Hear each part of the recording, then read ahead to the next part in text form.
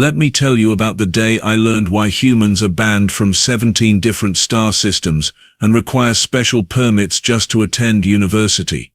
My name is Zefka, and I'm what you might call a professional observer of stupidity.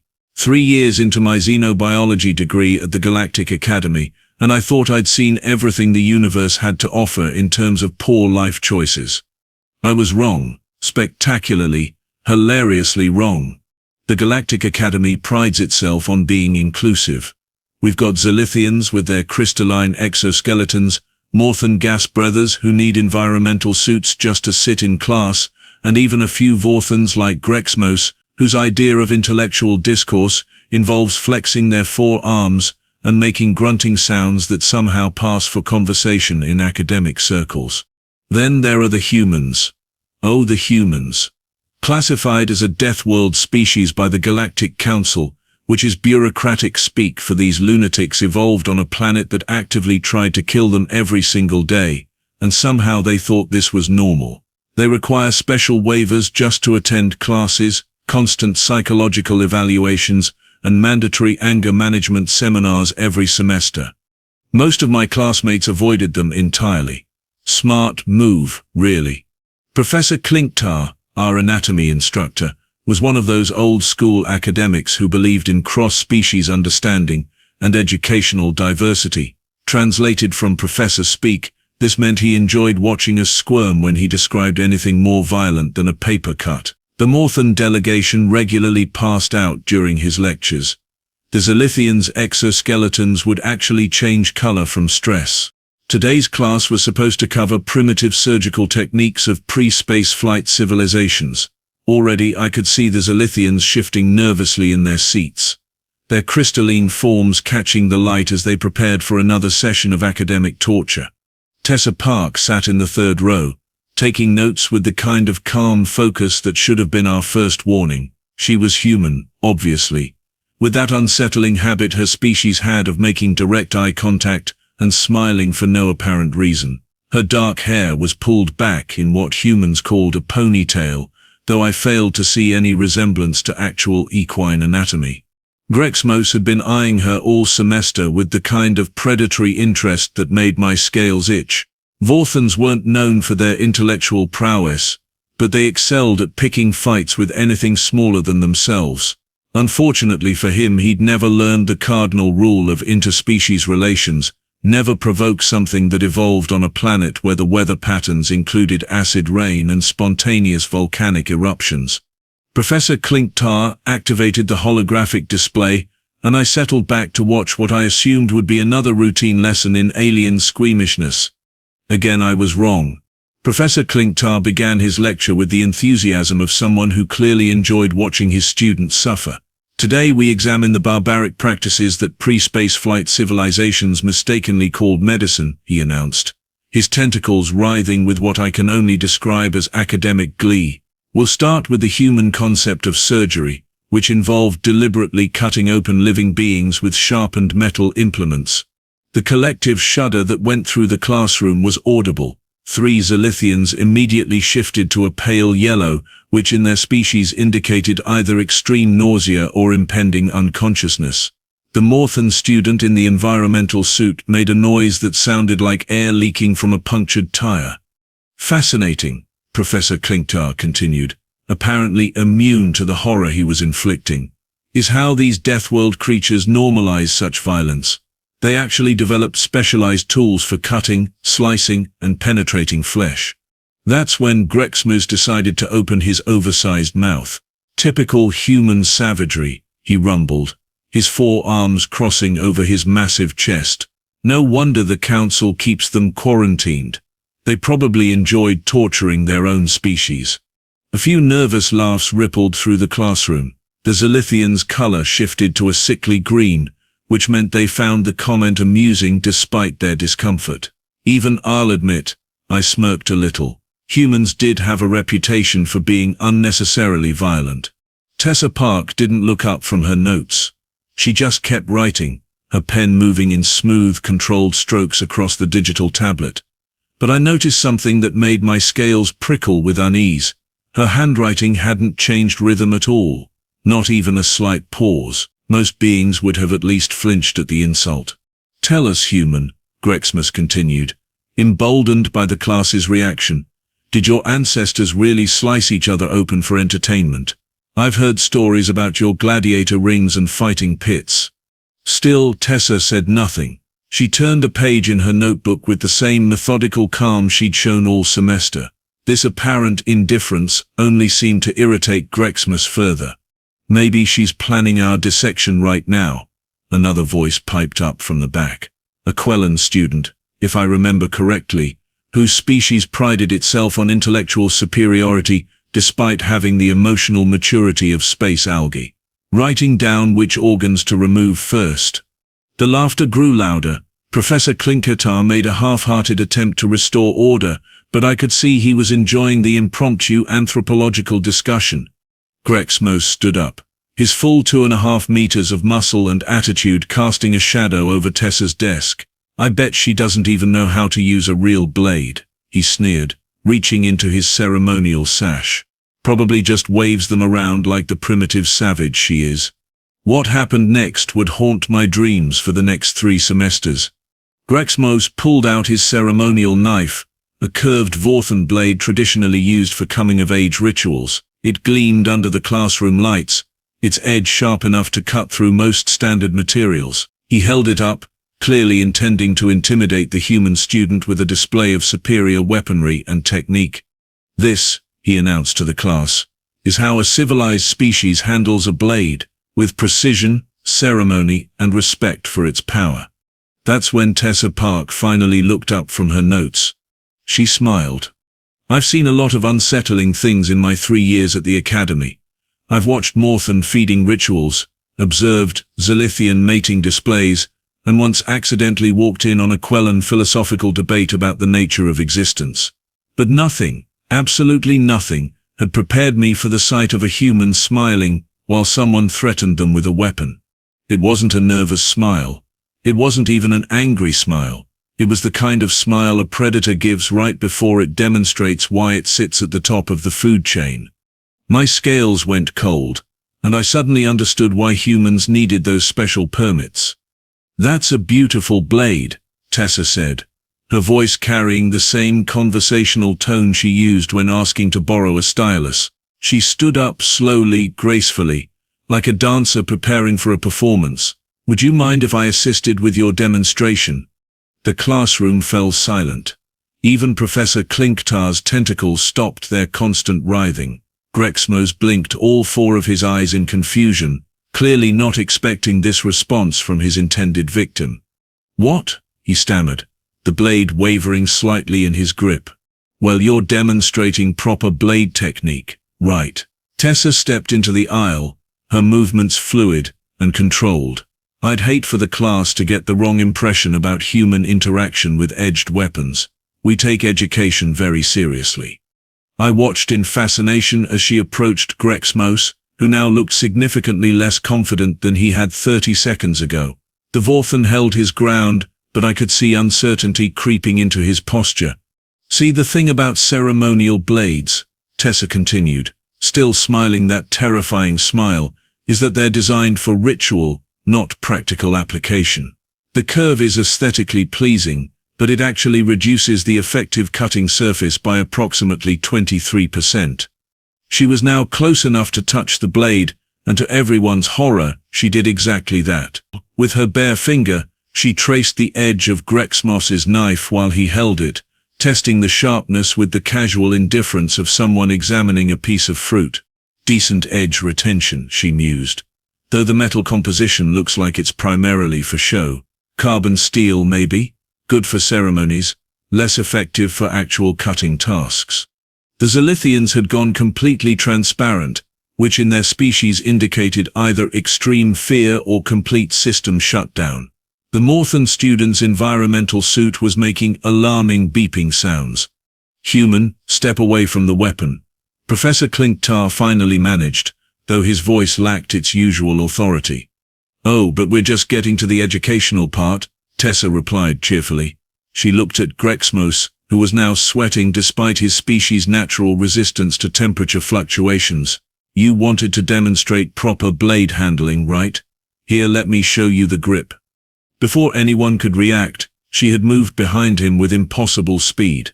Her hand covered his on the knife handle, adjusting his fingers with the precision of a master craftsman fine-tuning an instrument. "You see, class," she said, her voice taking on a lecturing tone that would have made Professor Klinktar proud. "The traditional Vorthan grip prioritizes ceremonial presentation over functional control. Notice how the thumb placement reduces leverage and increases the risk of the blade turning in combat situations." Grexmos made a strangled sound as Tessa demonstrated her point by applying gentle pressure to specific points on his wrist. The knife trembled in his grip, and I realized with growing horror that she was controlling his hand movements without any apparent effort. "Now, if we adjust the grip like this," she continued, repositioning his fingers, "we improve both control and striking efficiency. But more importantly for today's lesson, we can demonstrate human anatomical vulnerabilities." Using her free hand, she began pointing to various locations on Grexmos's body, with the same casual precision a professor might use to indicate features on a star chart.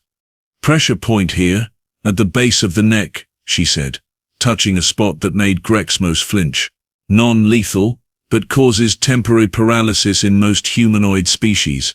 This location," she moved to his elbow, "disrupts nerve function for approximately 4 to 6 minutes.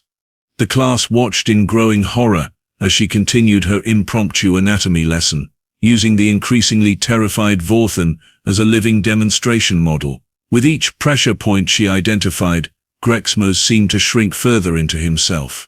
"The fascinating thing about human physiology," Tessa continued, her tone remaining conversational, despite the fact that she was essentially conducting a masterclass in non-lethal combat techniques, "is that we've mapped these same vulnerabilities in our own species. We had to, really. When your planet regularly tries to kill you, you learn exactly how bodies work and exactly how they stop working." Professor Klinktar attempted to intervene again, but stopped when Tessa looked at him with that same unsettling smile. "This is remarkably educational," he admitted, his academic curiosity overriding his concern for student safety. "Continue with the demonstration." "Now about that blade technique you wanted to show," Tessa said, turning her attention back to Grexmos. She guided his hand through a series of movements that looked more like a deadly dance than anything I'd ever seen in a classroom. "The key is understanding that the weapon is just an extension of your body's existing capabilities."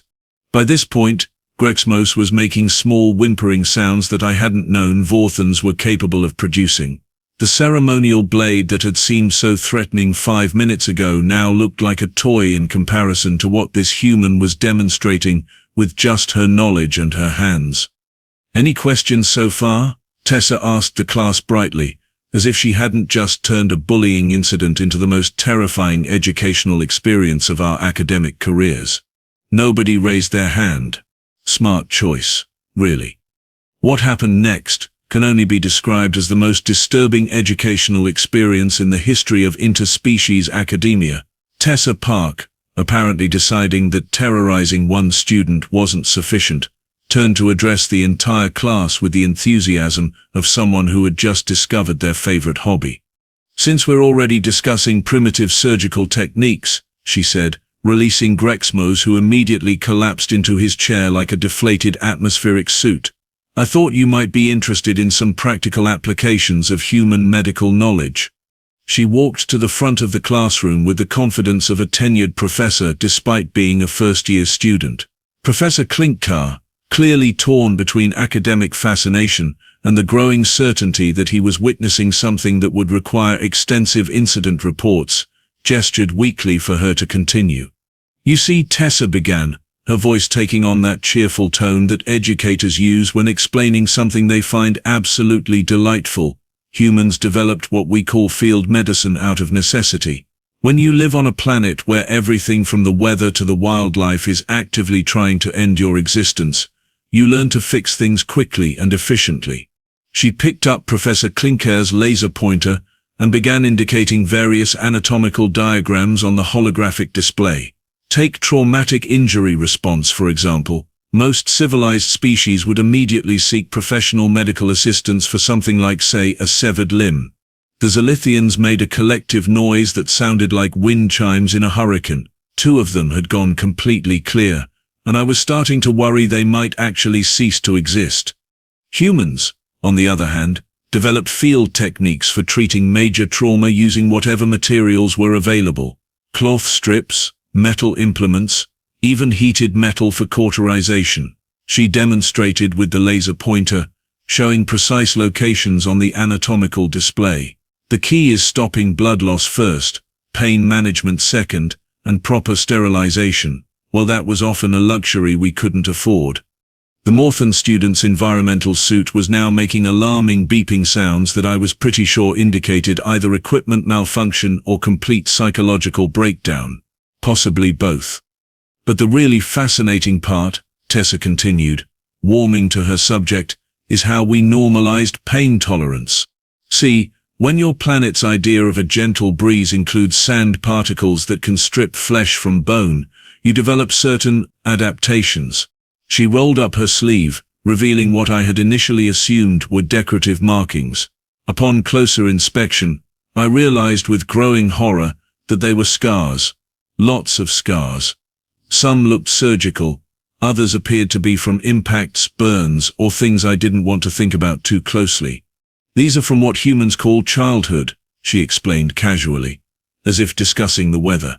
Broken bones, lacerations, burns, puncture wounds, standard growing up injuries really. The important thing is that each one taught us something about pain management, tissue repair and functional recovery. Professor Klinktar's tentacles had gone rigid with what I recognized as academic shock. You mean to tell me, he said slowly, that your species intentionally subjects its young to traumatic injury as part of the development process? Oh no, Tessa laughed, and the sound made my scales try to crawl off my body and hide under the desk. We don't intentionally subject them to anything. The injuries just happen naturally because everything on our planet is basically designed to cause harm. We just adapted to treat them as learning experiences. She turned back to the anatomical display and began pointing out more disturbing details. For instance, humans can remain conscious and functional with blood loss that would incapacitate most species. We've developed techniques for setting our own broken bones, treating burns with improvised materials, and even performing emergency surgery on ourselves if necessary. The classroom had gone completely silent, except for the increasingly frantic beeping from the Morthan's suit, and what sounded like quiet sobbing from the Quellan section. The really impressive part, Tessa continued with obvious pride, is our pain tolerance protocols. We developed methods for overriding pain responses during emergency situations, adrenaline management, pressure point manipulation, even basic psychological techniques for maintaining functionality during severe trauma. She demonstrated on herself, pressing points on her arms and neck that made various muscles respond in ways that defied everything I thought I knew about physiology. See, temporary nerve disruption, muscle control, circulation management, all stuff we learn as children, really. I found myself taking notes, despite my growing horror. This wasn't just academic curiosity anymore. This was strategic intelligence about a species that was clearly far more dangerous than anyone had realized. Of course, Tessa added conversationally, we also developed extensive knowledge of how to cause these same effects in others. Defense purposes, you understand. When everything on your planet wants to eat you, you learn exactly where to hit back for maximum effectiveness. Grexmos made a small squeaking sound from his chair. I glanced over and saw that he had gone pale green, which in Vorthans typically indicated either severe illness or existential terror.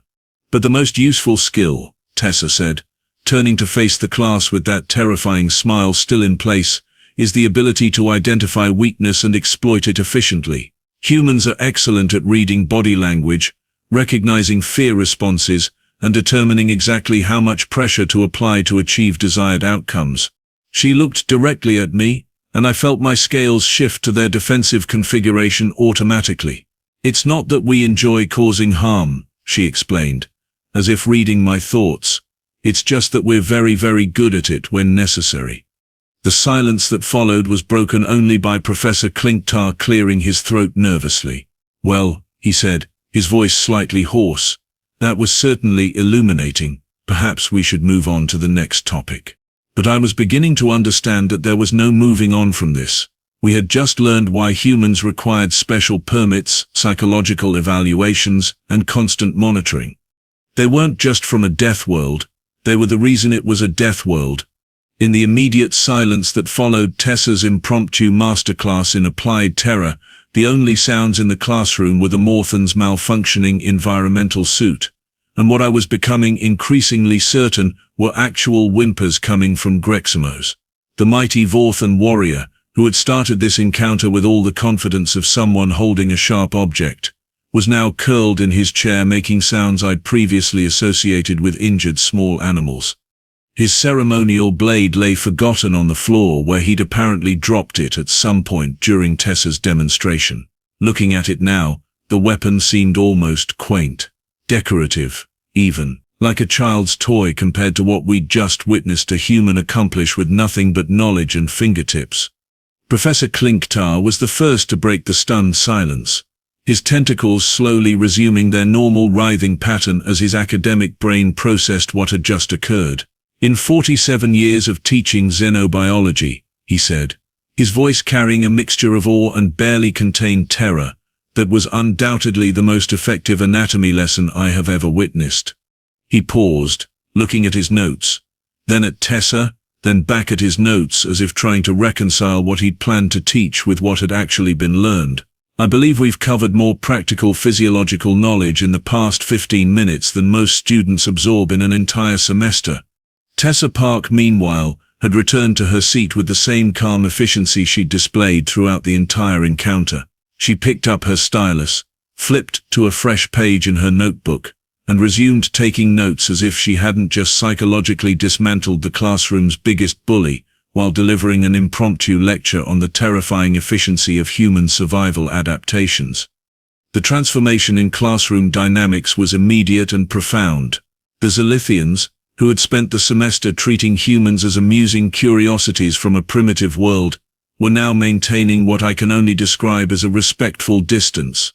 Their crystalline forms had shifted to a deep purple, which in their species indicated a combination of respect, fear, and the kind of wariness typically reserved for apex predators. The Quellan students, previously so confident in their intellectual superiority, were frantically scribbling notes and shooting nervous glances at Tessa every few seconds. One of them raised a tentative appendage and asked, in a voice barely above a whisper, "Are all humans capable of such comprehensive anatomical knowledge?" Tessa looked up from her notes with that same friendly smile that had started this whole educational nightmare. "Oh, this is pretty basic stuff," she said cheerfully. "Most humans learn field medicine in childhood. You know, summer camps, youth organizations, basic survival training, standard curriculum, really."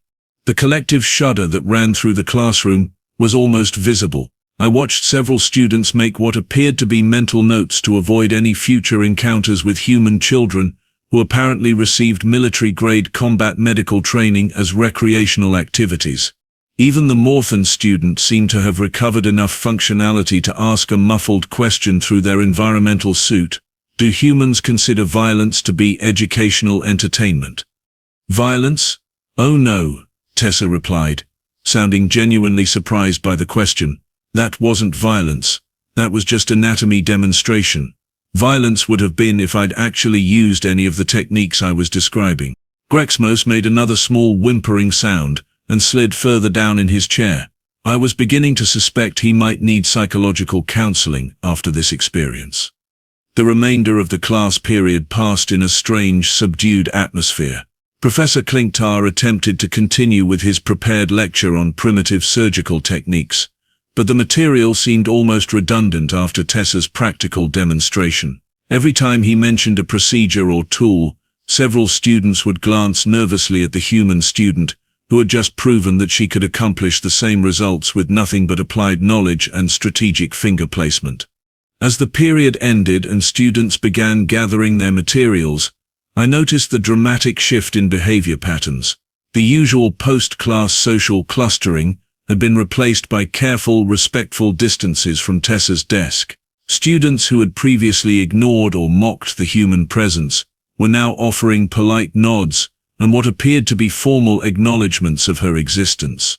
Grexmos remained in his seat long after the dismissal chime, staring at his hands as if trying to understand how someone half his size had made him feel so utterly helpless without actually harming him. The ceremonial blade still lay on the floor, apparently forgotten or perhaps abandoned as a symbol of his former confidence. As I packed my own materials, I found myself reflecting on the morning's events with a mixture of academic fascination and existential unease.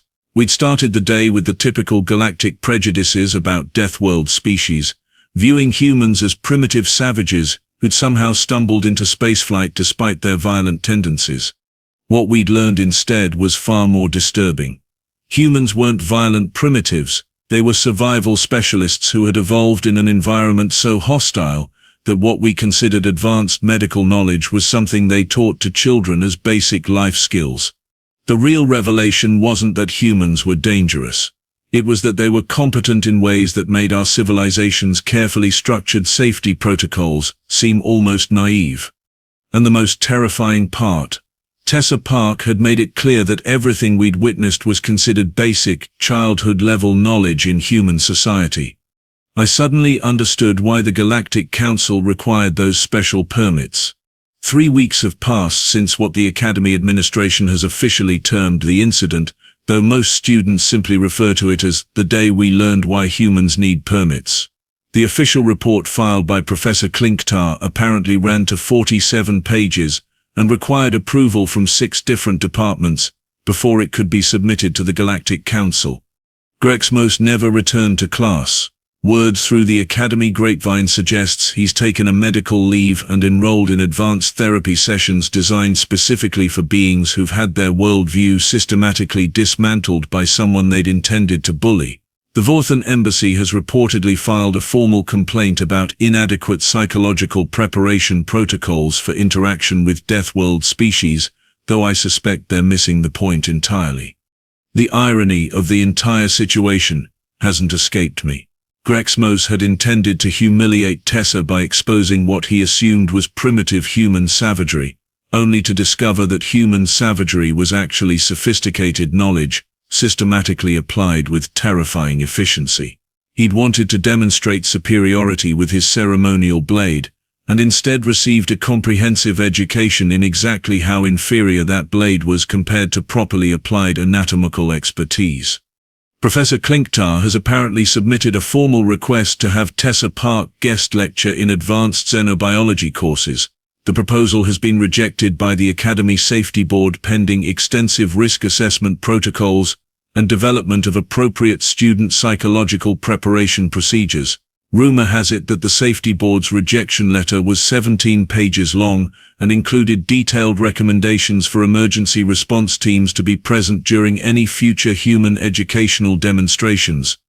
The classroom dynamic has settled into what I can only describe as a carefully maintained peace treaty. Students now treat Tessa with the kind of respectful politeness typically reserved for potentially unstable explosive devices.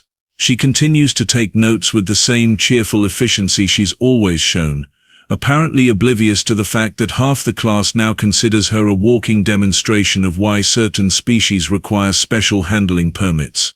But here's what really bothers me about the whole experience. We'd all bought into the galactic stereotype that humans were primitive because they came from a dangerous world. What we learned instead was that they weren't primitive at all. They were highly adapted specialists who had developed incredibly sophisticated knowledge systems for surviving in impossible conditions. We'd mistaken their competence for barbarism, their preparedness for aggression, and their knowledge for violence. The real primitive thinking, it turned out, was our own. We'd assumed that coming from a safe, controlled environment made us more civilized, when in reality it had just made us more naive. Tessa Park hadn't demonstrated human savagery that day. She demonstrated human education. The fact that their education included comprehensive knowledge of anatomy, pressure points, trauma medicine, and pain management wasn't a sign of primitive violence. It was a sign of a species that had learned to survive by understanding exactly how living things worked and exactly how to keep them working under adverse conditions. The truly unsettling realization was that everything she'd shown us, every technique she'd demonstrated, every piece of knowledge she'd shared, was considered basic information in human society. Not military secrets or specialized training, but the kind of thing human children learned alongside mathematics and language skills. Which raises the obvious question, if that was basic knowledge, what did advanced human education look like? I've decided I don't want to know the answer to that question. Some knowledge, I've learned, is too dangerous for a civilized mind to contemplate. Though I will admit, my grades in xenobiology have improved dramatically since that day. Nothing motivates academic excellence quite like the memory of a human smile.